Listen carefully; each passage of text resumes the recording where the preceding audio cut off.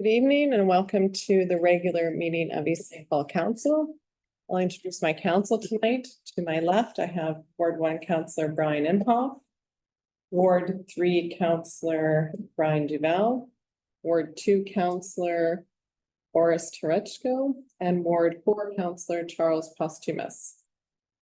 Tonight we have some individuals in the audience, which is nice to see. We're usually lonely here, so it's nice to have an audience. I'm going to call the meeting to order and the time being 5:30, and I'll have the resolution to adopt the agenda, please. Be resolved that the agenda be adopted as presented. Can I have a mover, please? Councillor Posthumus, seconded by Councillor Al. Call for the question. All those in favor? That's carried. Item number 4.1, the resolution to adopt the minutes from October 22nd, 2024 planning meeting. Be it resolved that the minutes of the October 22nd, 2024 planning meeting be approved. I have a mover, please. Councillor Imhoff, seconded by Councillor Terechko. Any edits or comments? Call for the question. All those in favor? That's carried. We don't have any delegations this evening. Under bylaws, we have 6.1 for resolution, please. Be resolved that bylaw number 2024-13 being a bylaw of the RM of East St. Paul to revise and consolidate a fee schedule for municipal services be given first reading. Can I have a mover, please? Councillor Duval, seconded by Councillor Posthumus. Any comments or questions in regards to the fee schedule? Nope. Okay, call for the question. All those in favor? That's carried. Good idea.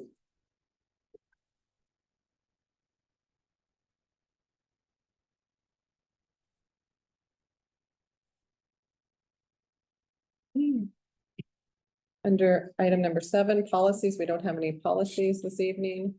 And item number 8, finances, 8.1 for resolutions.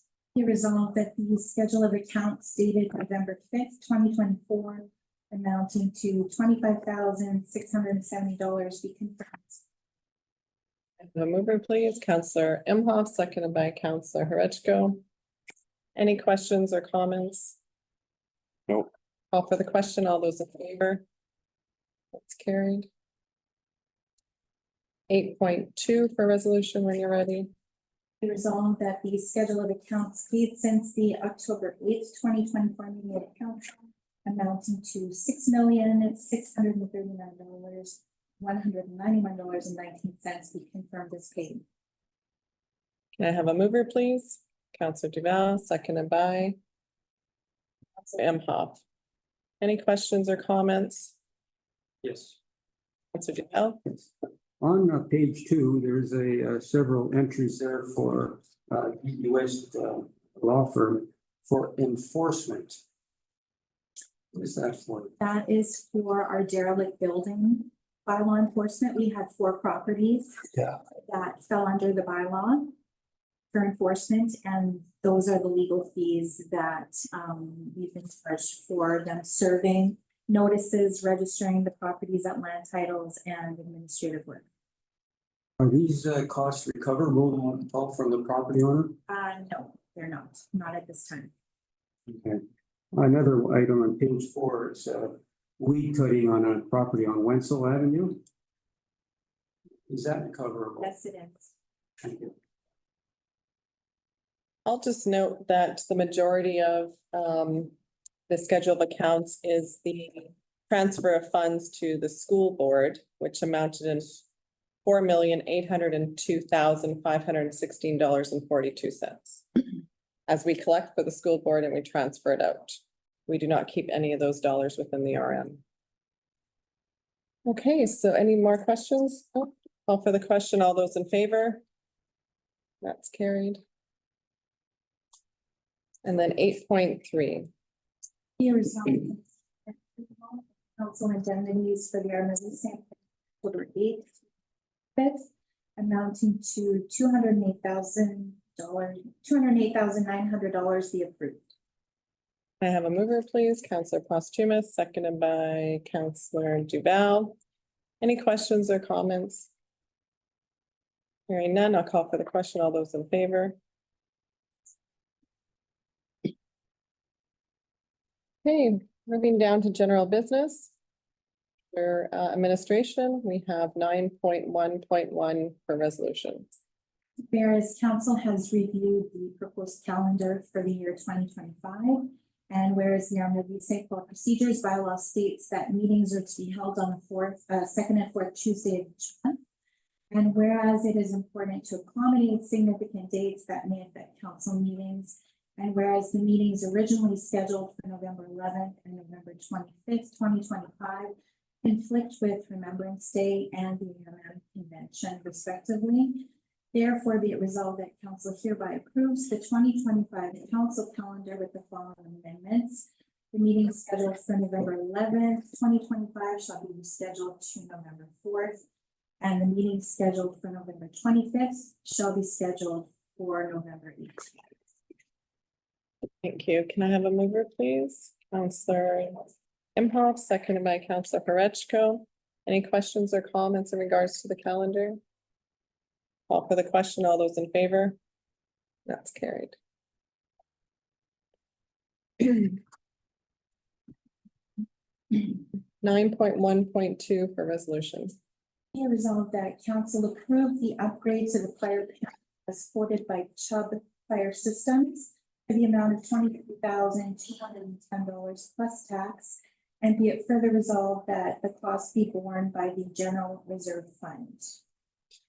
I have a mover, please. Counselor Duval, second by Counselor Imhoff. Any questions or comments? Counselor Posthumous. Yeah. So does Chubb do our monitoring already? Like a lot of times if they're doing monitoring, the equipment's theirs and then they take it out. So you usually don't get charged for the panels. So I'm wondering on that. And it being $23,000, have we looked at any other alarm people? So I'm gonna let the CEO respond to that. Our community services and our ACAO drafted the report that explains the procedure. Did you want me to go through it? No. Yeah, no, and in my, I guess because it's under, is it under the amount that we don't have to get three prices? Well, we did get quotes, so Oh. we got quotes from. Why don't I have, oh, I don't have that on here for some reason. Yeah, it's on page 40 of your administrative report. Okay. So I'm on the one right from the, this one. Okay. No, that's fine then. That was my only question. I missed it. But I guess that's changed from years ago when I did it. They used to supply the panels, but then they get all the monitoring fees and all that. So it's different now. So just for clarity, we do buy the equipment when it's installed, Okay. and then you pay a monitoring fee on top of that. And this is located in the main area. And it's often beeping. Yeah, that's what I read. It was going off and About the here. RCMP was saying that on weekends it's off. Yeah. So that's why the CEO, it was driving staff crazy. Can you imagine working for 8 hours with something beeping? Yeah. It doesn't stop. And they said it was beyond repair to replace it. You have to take the recommendation of the company that it needs to be replaced. I think it's been there for a long time. Probably. Okay, thank you. Okay. So I have a mover and a seconder. Any other questions or comments? Call for the question. All those in favor? Carried. So next we have 9.1.3 for resolution. Whereas the government of Manitoba has launched the Manitoba Growth, Renewal and Opportunities for Municipalities, also known as Manitoba Grow program, designed to provide financial assistance to municipalities for essential infrastructure projects. And whereas the fire department has identified the need for a new pumper rescue truck to enhance public safety and improve the community's emergency response capabilities. And whereas council previously approved the purchase of the pumper rescue truck through resolution 2023-430. And whereas the municipality is seeking financial support through the Manitoba Growth Program in the amount of $733,183.65, which represents 50% of the total eligible cost of this project. Therefore, be it resolved that council hereby endorses the application for funding through the Manitoba Growth Program to support the acquisition of the new pumper rescue truck. Can I have a mover, please? Counselor Posthumous, seconded by Counselor Imhoff. I'll just say that this is a great find from the CEO. We all know that we have placed the order for our new pumper truck. And it's great that we potentially will get half of the cost through a grant program. So thank you very much. Good. Is there any other comments or questions? No. Okay, call for the question. All those. Yes. Go ahead. So just reading through your grant application, I think it's very well done. It covered all pretty much everything that needed to be there, very clearly explained. So it's well written. Call for the question. All those in favor? That's carried.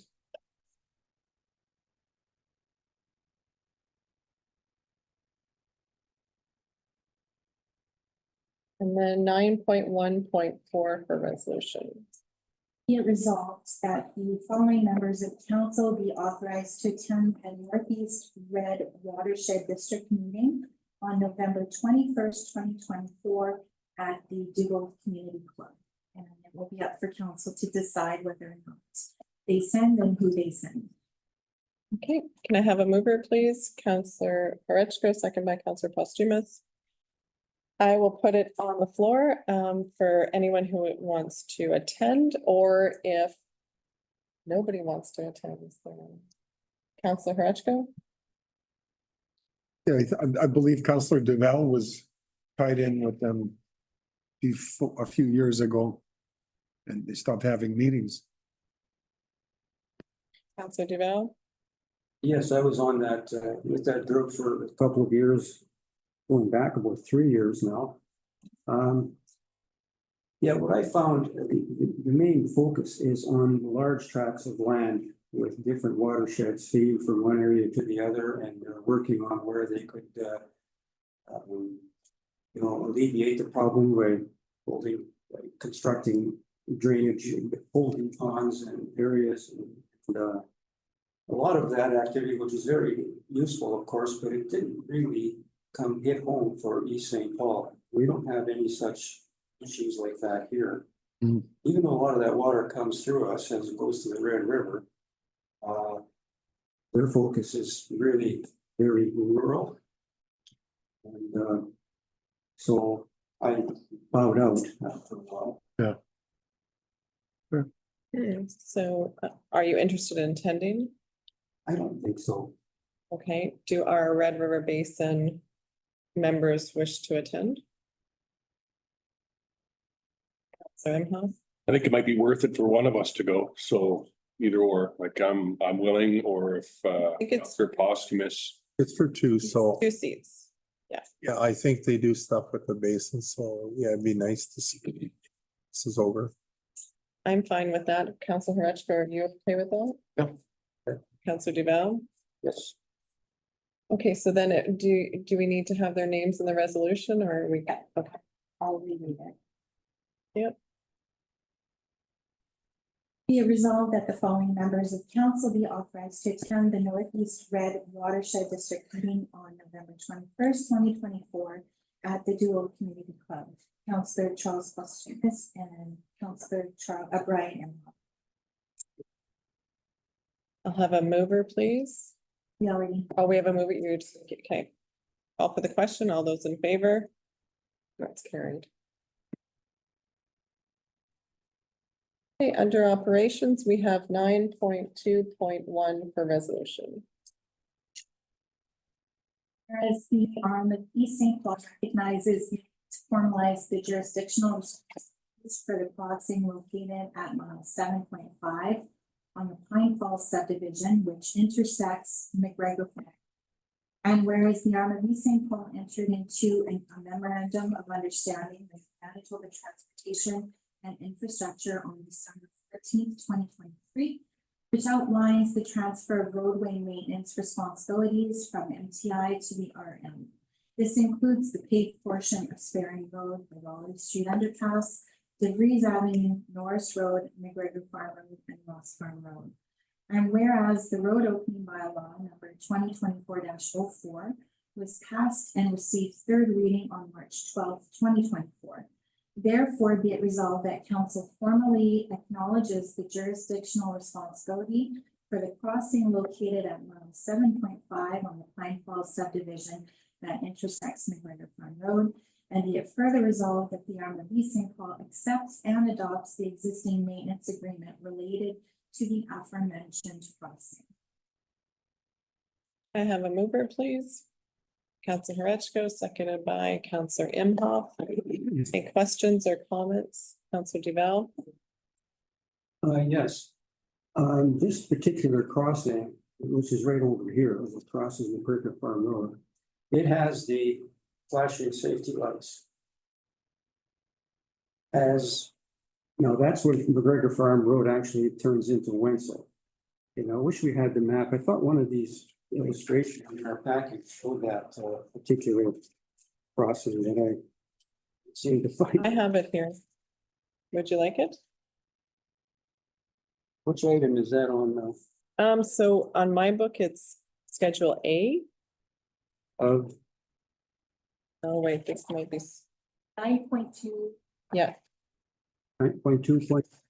Yeah. 9.2.1. It's okay. Yeah, well, Carrie, are you able to bring it up? Give me Thank you. well, this doesn't show the rail crossing.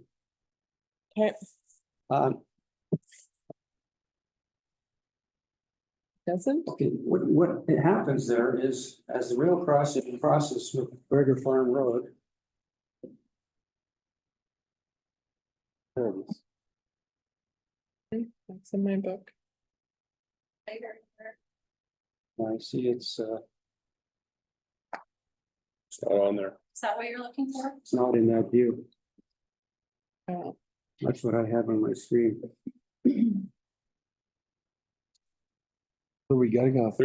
Well, the rail goes about another 50 yards and it crosses Wenzel because McGregor Farm Road, right after that first crossing in question here, takes a right-hand turn, 90-degree, and becomes Wenzel. And the rail, that same. Road crossing agreement. Down in the package. That one, Yes. last page. That's good enough. That's good enough. And you can see crossing in question with this issue today is the one on the to the left side of the whole picture. Over here. Here? That one.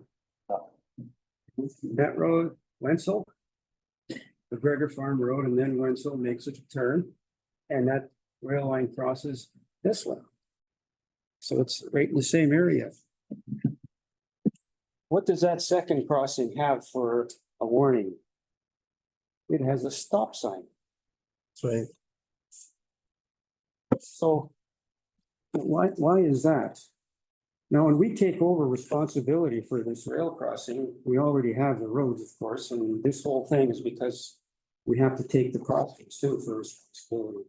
I understand there's a $700 or $800 cost annually, no, monthly, I'm sorry, monthly to make sure those signals still work.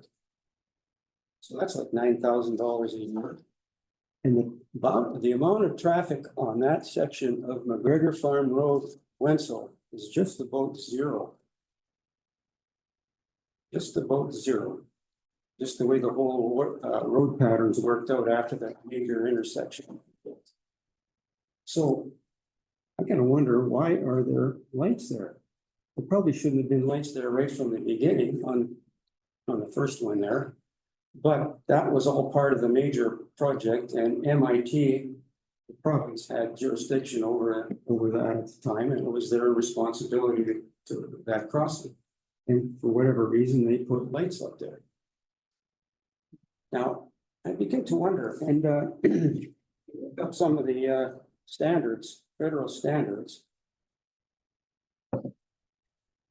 And the specifications for a public grade crossing at which a warning system without gates is required are as follows. 1, where the forecast cross product is 2,000 or more. Now, what's cross product? Well, the definition of that is the average annual traffic, vehicle traffic of per day. So it's calculated for the whole year. So it, you know, it balances out for busy seasons and all that. So the average per day times, okay, times what is it called? The average or the expected train traffic across there. So you multiply those two numbers together, and if you get 2,000 or more, you need flashing lights. That intersection will never have 2,000 that product, not even close. So, and we're asked to spend $9,000 a year on counting as it keeps going up and up every year, I'm sure. So I think we should ask the question, why is that there? It also, you know, this little formula is also kind of interesting. I recall, I mean, you all recall that the rail crossing at Hodnot had to be upgraded. Specifications upgrade of some sort of thing at considerable cost, which we shared. Now, as I look at that rail crossing, the number of vehicles, we don't have a traffic count, at least I couldn't find one. We need to reduce somewhere. But we don't have a, that I know of, a traffic count. For how many vehicles cross that every day on average. But we do know that the rail traffic crossing that road is almost negligible. And it's only a parking spur line. But that factors into the calculation too. So I really wonder if that crossing calculates to this standard of 2,000 or more cross products, as they use the term. Now, you know, we've committed a lot of money to that crossing. And then when you look at some other crossings around on that same CEMR, I'm not going to go through the whole list, but there's some other ones that are kind of questionable. What's the crossing at Raleigh, our new gateway? What have we got there? Nothing. Not even a stop sign. So, and now go to some busier roads like Springfield Road, right in the heart of the Springfield's industrial park there. There's a lot of traffic on Springfield, back and forth across. There are a lot of industrial traffic and so on. What's there? A stop sign. So, you know, you follow that track and it goes in and it crosses Regent Avenue, and yes, there's the full bore. There's the full bore flights, gates, and everything, and that's for a figure of something like 50,000 compared to 2,000. So that's understandable. But you know, and another busy one, of course, is right on Day Street, right where the yards are. You know, where the creosote plant is, or the tar plant, where the shuffling back and forth there all the time. What is that crossing? A stop sign. And that was just put up a couple of months ago. It was nothing before then. So there seems to be some kind of a mix-up in standards here, and I really think we should ask some questions. About all of this, because I wouldn't be surprised at all if our Hodnot Road crossing is still under the understanding that it is a main line line that goes all the way up to East Selkirk, Lactabani, and wherever else it used to go on a regular basis years ago. But that has been abandoned for who knows how long, 30 years, 40 years. It's been a long time since trains gone up there. Yes. So the first little piece is just new use now for parking gondola cars that the rail company uses. Thank you. Councilor Duval, are you suggesting that we table this evening for the ability to ask questions?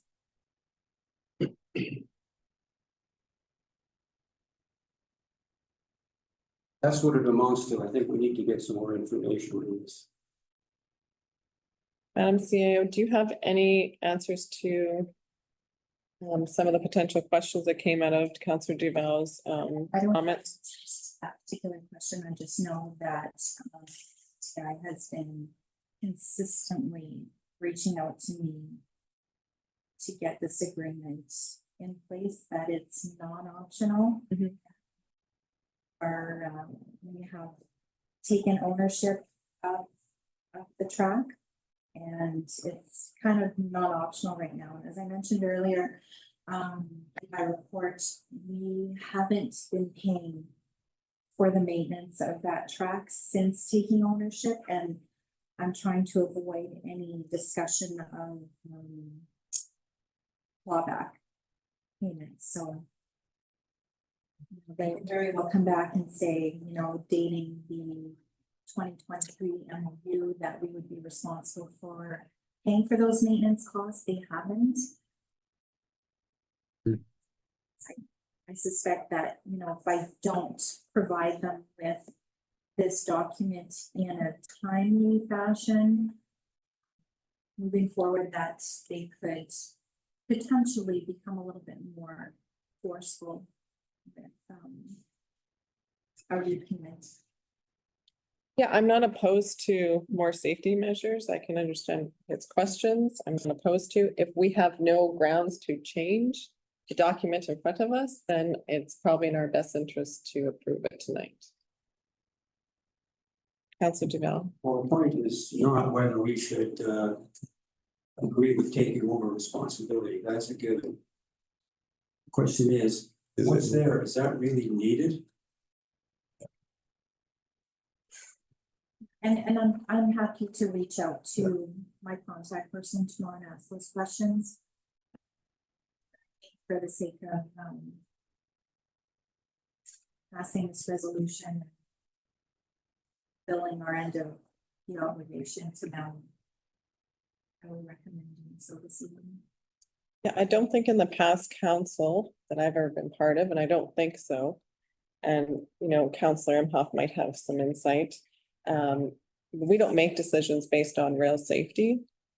And so what they want to put up to control an intersection with rail, that's their jurisdiction. It's not for us to question or to change. So I think that, you know, passing the resolution is in the best interest of the RM, and we can ask the question and you will be provided an answer, but the outcome won't be changed. It is not our decision. Did you have some, Councillor Imhoff? We've gone a year now with this memorandum of understanding, tabling this, asking those questions and asking for, I was going to mention the same things, not quite to the level of detail, but that's an 8-year-old contract, and understanding what the AADTs, which is the quick jargon for the traffic counts, and the understanding the requirements there. If what's there is overkill, we shouldn't be maintaining more than what has to be. And there's a chance that it's not enough and it could end up, you know, being more for us too, but that's a safety thing. And if that's so, I think that agreement needs to be reviewed at 8 years. That's crazy that it hasn't been touched since. And we should get a clear definition of what's required there and how they determine the level of signal. And I think if we table it, if they can't, they should be able to get this to us in 2 weeks. We can revisit this in 2 weeks. It's been a year already. I don't see an issue.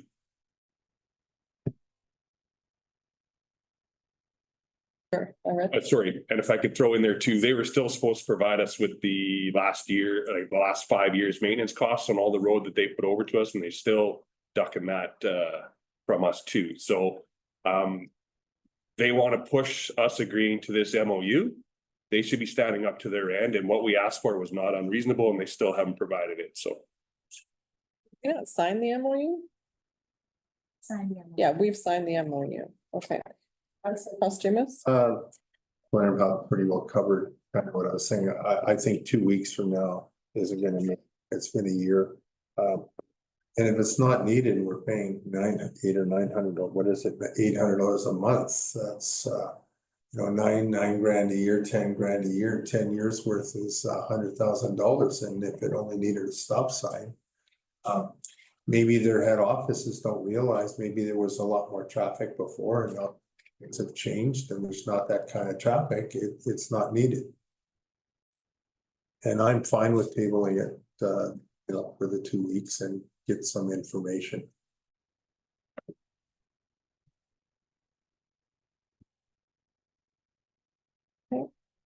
Councillor Horachko? No, I'm fine with tabling it. Okay, do you need a resolution to table? Okay, a resolution to table.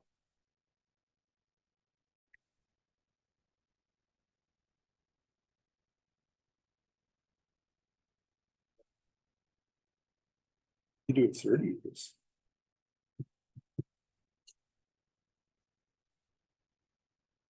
To record the resolution, I'm just going to instead of carry the defeated, it's gonna be 19, so we can just get first table. So mover, seconder, and just call for the question. I have a mover and a seconder because it's on the floor, so I'm just gonna. So I'm asking if council is in agreement to table the resolution this evening, so all in favor of tabling the resolution? It's tabled.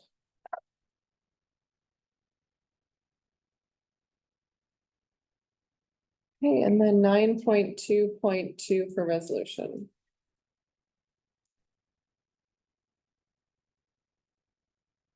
Be resolved that council approve the implementation of credit card options for the patient program registration, facility rentals through Univerus with a 3% transaction fee to be applied to the customers.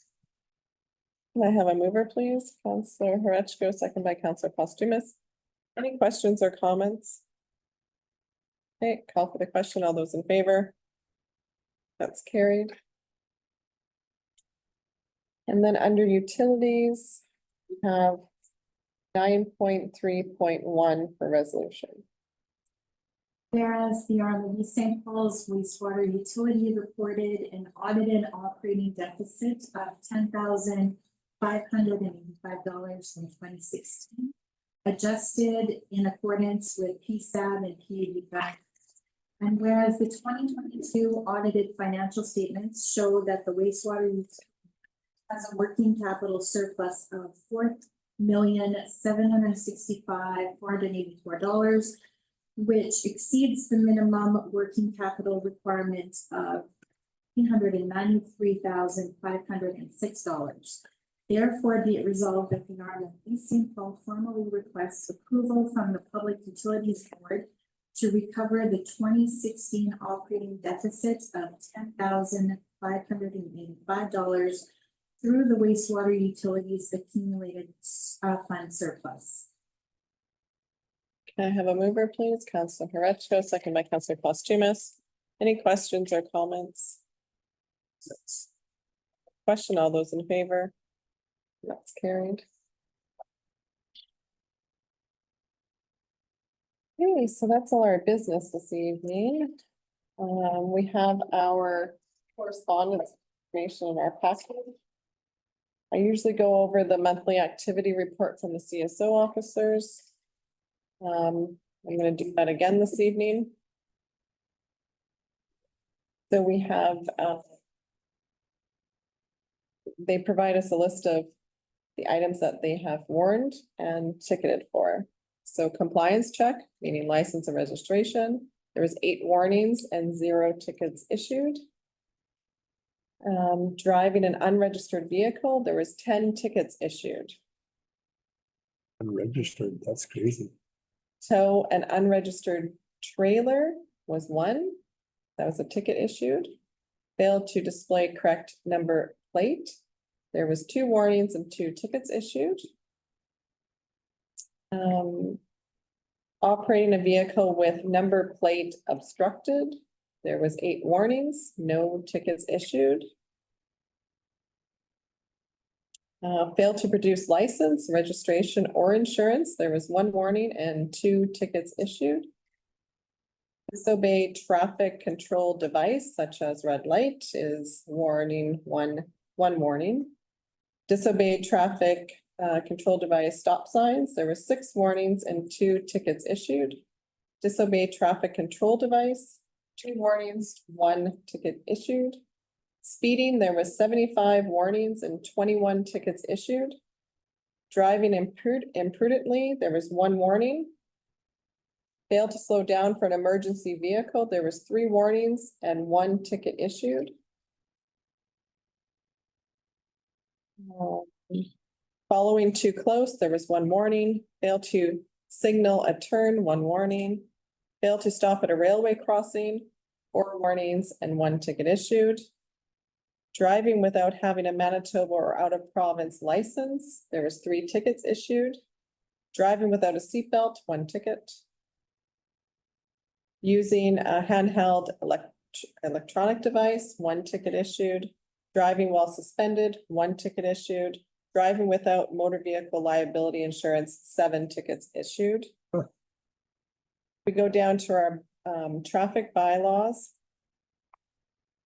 We have no truck routes. There was 15 warnings and 14 tickets issued, which I believe is down, Councillor Duval. Unsecure load, we had 3 warnings and 2 tickets issued. Parking, 1 warning. So I forgot to say, but for the Highway Traffic Act offenses, the fines amounted to $21,665. And then for bylaw infractions, it amounted to $4,288. And then if I go to municipal bylaw offenses, we had 59 complaints. And those vary from lot grade, sump pump, lot grade, general inquiries, noise permits, and signs. We have a bit of an issue in our RM with signs being placed in the RM, and we know that that's against our bylaws. So that is the report for the end of the month. Does anybody have any questions or comments in regards to the report? Yeah, I do. Okay, So there were 4 speeding infractions there that stick out like a sore thumb.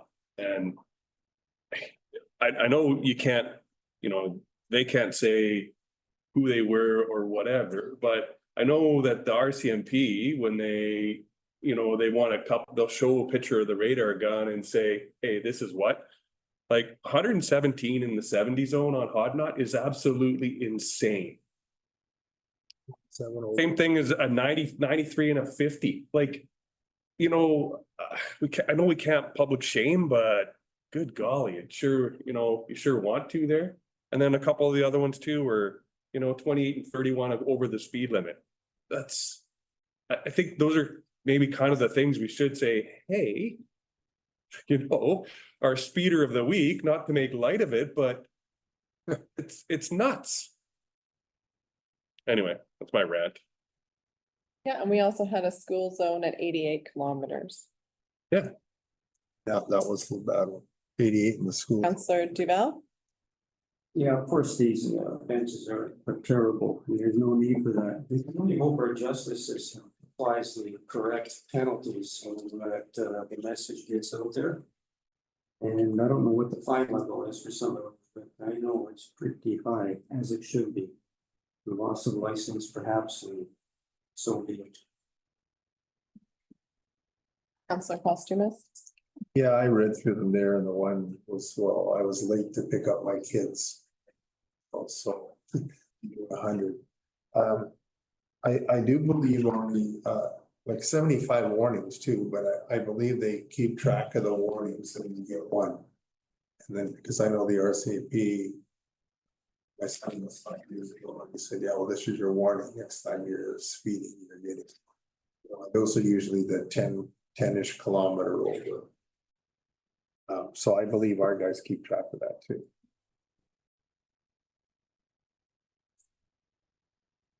Okay.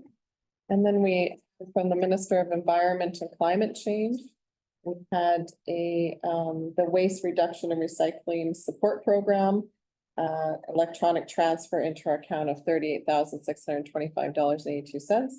Thank you to the province for that. And then we had the independent auditors report for Red River Planning District. We have board members. Would you like to make any comments, or you just read it and we can talk about it at another meeting? Okay, so it's in your package to read and. But I scanned through that, the planning district report there. A couple of schedules aren't attached to this thing, so I don't know if we can maybe get those. I'm curious to have a good look at those, like they mentioned. At least 2 or 3. But I'd be interested to have a look through those too. Okay, so that's all we have this evening. You have to hand in your council member reports. And we have in camera this evening, so I'll have the resolution to go in camera. Be resolved that council now move in camera as per section 152(3) of the Municipal Act to discuss legal and personnel matters. Resolved that all matters discussed while in camera are to remain confidential as per section 83(1)(d). Can I have a mover, please? Councillor Duval, second by Councillor Imhoff. Call for the question. All those in favor? That's carried. We will now move in camera. If council is moving out of camera, can I have the resolution, please? Be resolved that council now moves out of camera and resumes the regular meeting of council. I have a mover, please. Councillor Horechko, second by Councillor Imhoff. Call for the question. All those in favor? That's carried. We do have a resolution from being in camera, and I'll have that resolution read now, please. Whereas Carrie Pollexon has been acting in the ACAO position for the past 6 months, during which time she has demonstrated exceptional leadership, competence, and commitment to the municipality. And whereas Carrie has proven her ability to manage the responsibilities of the ACAO role and has earned the trust and confidence of her leadership team. And whereas council believes that appointing Carrie to the permanent ACAO position will provide stability, efficiency, and continued progress for the municipality. Therefore, be it resolved that Carrie Pollexon be appointed to the position of Assistant CAO effective November 6, 2024. I have a mover, please. Councillor Horechko, seconded by Councillor Posthumus. Any questions or comments? Congratulations. Hearing none. I'll call for the question. Oh, do you have one? No, I was getting ready to. I mean, okay, great. Okay, call for the question. All those in favor? That's carried. Congratulations, Carrie. You're a great welcome to the team. We're happy to have you. And I know Suzanne is happy to have you as well. And now the resolution to adjourn, please. Be resolved that the meeting be adjourned, the time being 7:08 p.m. I have a mover, please. Councillor Imhoff, seconded by Councillor Duval. Call for the question. All those in favor? That's carried. Meeting is now adjourned. Thank you very much.